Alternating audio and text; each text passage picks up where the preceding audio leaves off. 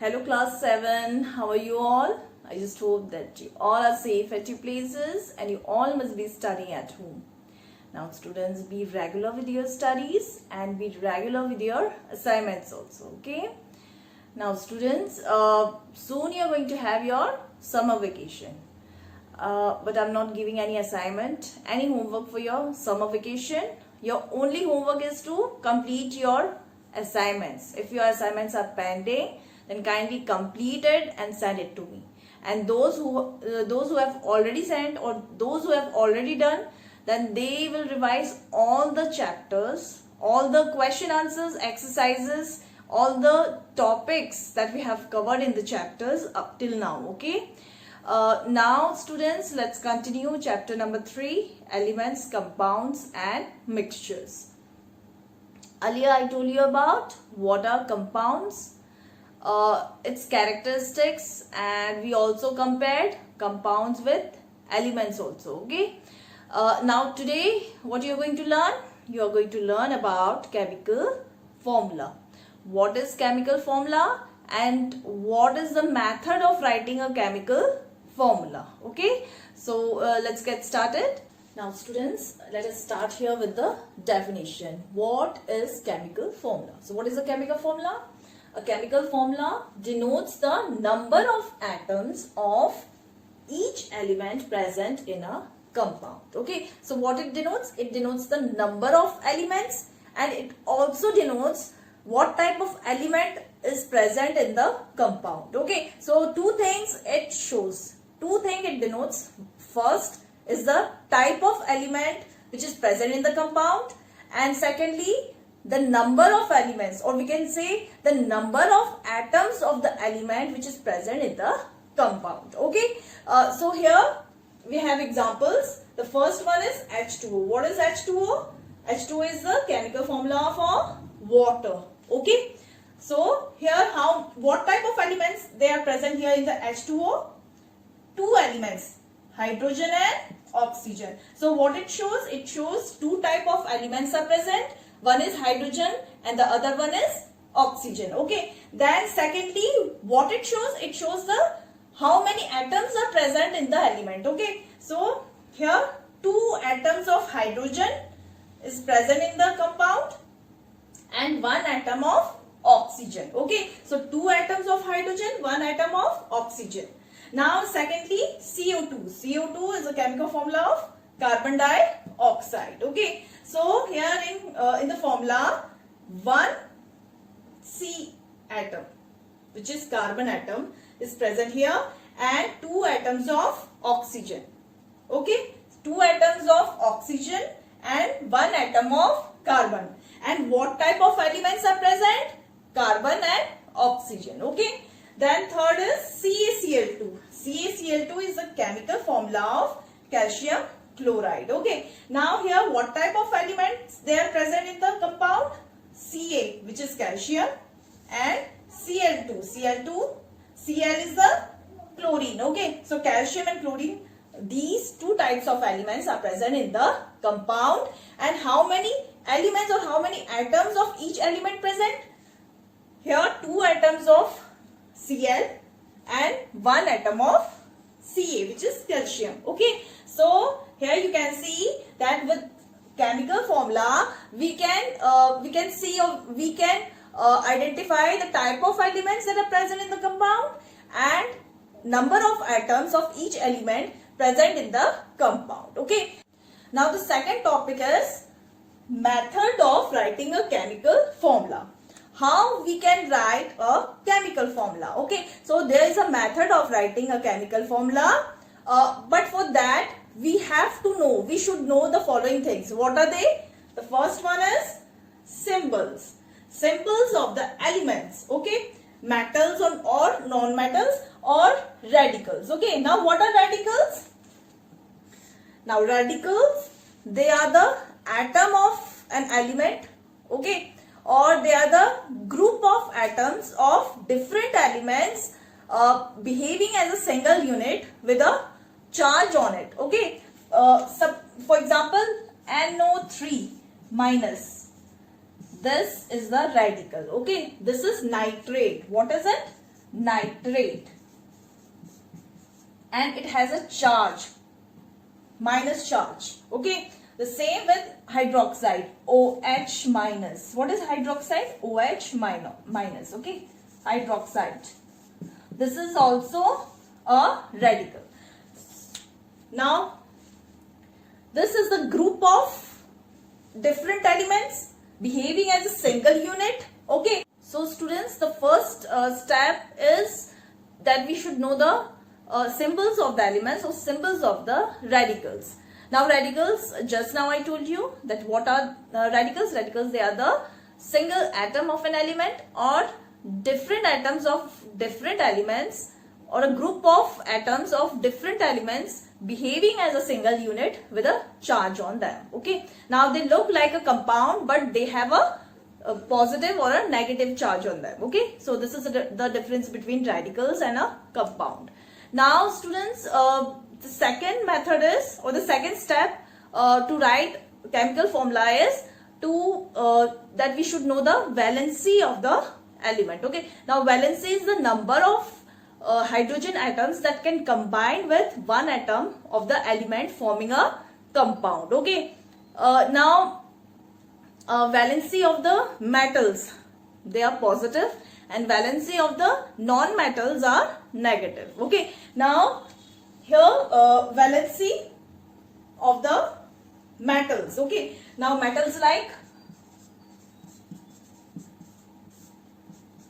and non-metals.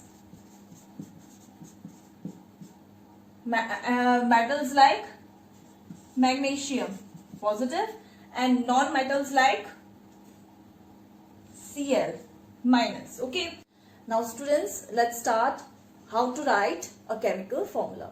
So first thing I told you, to write a chemical formula, we should know the symbol and valencies of the elements or radicals. Okay, so I have written here symbols and valencies of the elements and radicals. Okay, metals, these are of metals, these are of non-metals, and these are of radicals. Okay, so here the first is the metals. You can see here I have written names of few metals. I have written symbols of few elements here. Now here we have metals. Potassium, K is for potassium and its valency is 1. Na is for sodium, its valency is 1. Ca is for calcium, its valency is 2. Mg is for magnesium, its valency is 2. Zn is for zinc and its valency is 2. Al is the symbol of aluminium and its valency is 3. Now comes non-metals. Cl is a symbol of chlorine, Br bromine, I for iodine, O for oxygen, S for sulfur, and C for carbon. Now valencies, these are the valencies. Valency of chlorine is 1, bromine 1, iodine 1, oxygen has 2, then sulfur has 2, carbon has 4 valency. Okay, then comes here radicals. Okay, these are the radicals. Just now I explained you what is radical. Now here are the symbols and valency of the radicals. Now here the first one is NO3 minus. NO3 is the nitrate, OH minus is the hydroxide, SO3 2 minus is the sulfide, SO4 2 minus is the sulfate, SO3 2 minus is the carbonate, and PO4 3 minus is the phosphate. So you should learn the symbols and of the elements and of the radicals also. Okay, now here we have one difference I tell you about radicals. Here I have written, as you can see here, SO3 and SO4. And here SO3 is the sulfide and SO4 is the sulfate. Now you can see here, this is called the one which is at below is the subscript, and one which is above the baseline is the superscript. Okay, so you have to see the subscript here. Here we have 3 and here we have 4. So one which is smaller in number will have the suffix ite. Okay, and one which is greater in number will have the suffix ate. So that's why SO3 is sulfide and SO4 is sulfate. Now same is with NO3 and NO2. Now NO3 is 9, nitrate, and NO2 is nitrite. Okay, so now 2 is smaller than 3, so that's why it has ITE as a suffix. Okay, and this is 3 is greater than 2, so that's why it has ATE. So this is nitrite, one which is having the small subscript have ITE, and one which is having greater suffix, then it will have ATE. Okay, nitrite and nitrate. Okay, now students, as I told you about the symbols and valencies of the elements and radicals, now let us write here the method of writing the chemical formula. Okay, now I have taken here matter, which is potassium, okay, and the radical, which is nitrate. Okay, I have written here the symbols.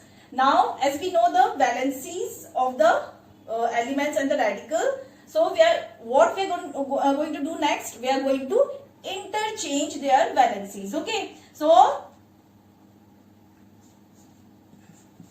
first you write the symbols and now interchange the valency. Okay, NO3 1. Okay, we will not consider here now plus and minus. Now 1 will go here with potassium and it will be here as a subscript. Okay, now potassium, valency of the potassium will go here with nitrate, and we are going to write here like this. We'll put up, because NO3 is already having the subscript here 3. So what we are going to do, we are going to add bracket here like this, and then we will add the valency here 1.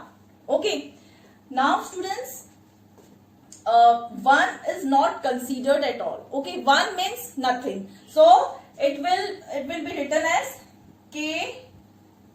KNO3.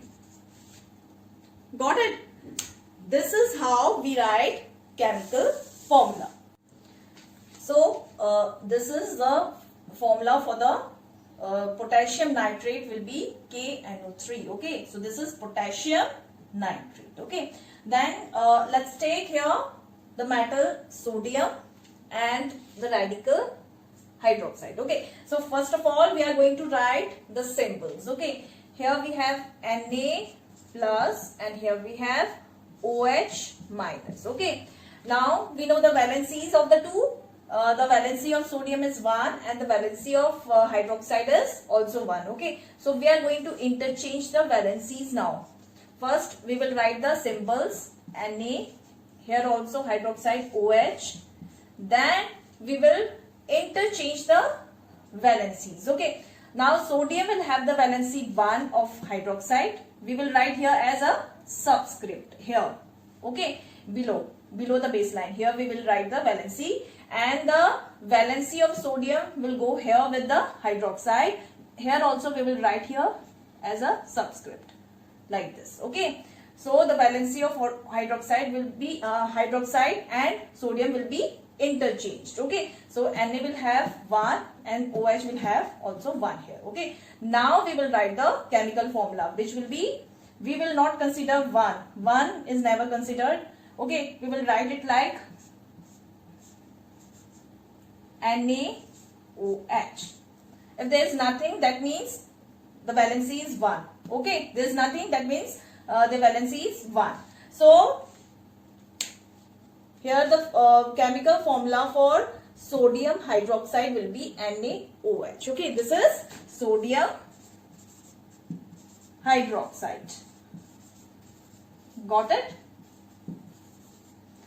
Now students, let's take the third example here. We are going to take calcium. Okay, and from the radicals we are going to take phosphate. Okay, so first we are going to write the symbols.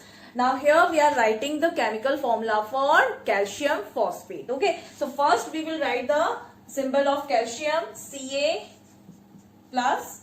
Now the valency of calcium is 2, and then we will write the symbol for the radical phosphate PO4 3 minus. Okay, now we are going to interchange. Now the second step is to interchange their valencies, but for that first of all we will write the symbols again, Ca here and PO4 here. Okay, Now the valency 2 will be here with phosphate. Okay, now since phosphate has already 4 as a subscript, so we are going to put brackets here, and then we will write the valency 2 here. Okay, now calcium will have the valency 3 here as a subscript. Okay, so now together we will write it as Ca3 PO4 2. Okay, so this is calcium phosphate.